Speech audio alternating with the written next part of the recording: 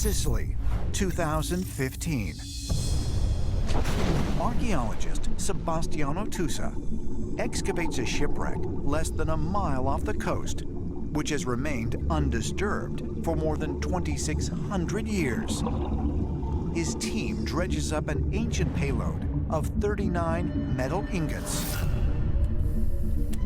Interestingly, spectrographic analysis of the recovered alloy reveals the compound is unlike anything ever found in the ancient or modern world. The interesting part about this is the composition of the ingots that they found.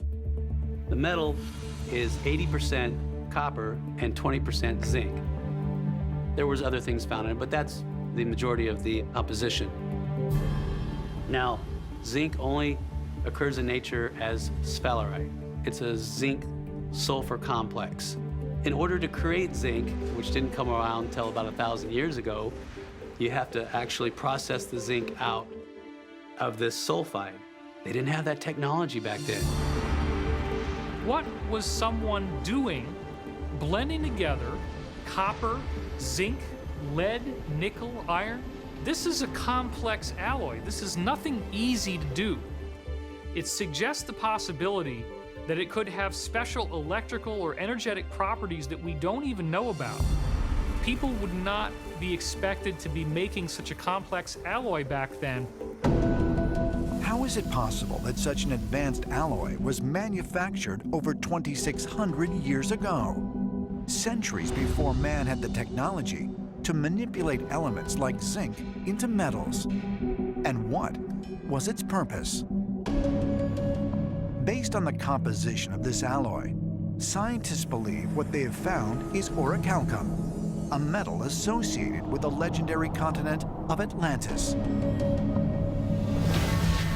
According to Plato's 4th century dialogues, the Timaeus and Critias, Atlantis possessed a power and technology greater than any other civilization on Earth. It was founded and ruled over by the Greek god Poseidon, whose temple was covered in a precious metal called orichalcum, which translates to mountain copper.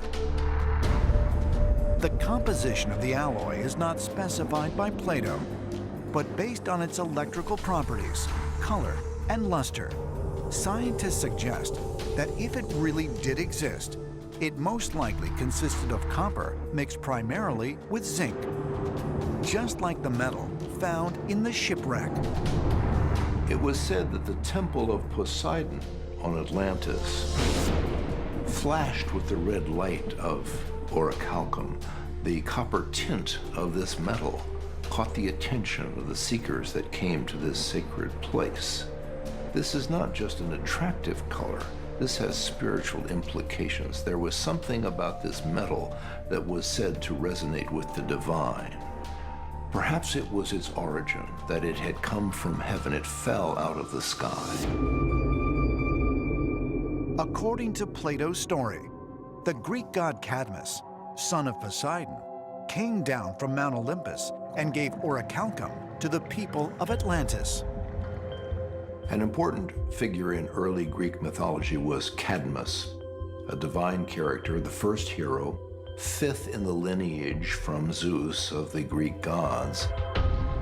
It was Cadmus that brought the making of bronze. He knew how to make alloys, special metals, which in the early days of civilization was the beginning of technology. So Cadmus is the one who shows us the divine nature of metalwork and gives this as a gift to the generations. Why are we so quick to dismiss the underlying stories in those myths? Those stories talk about extraterrestrials coming and visiting our culture.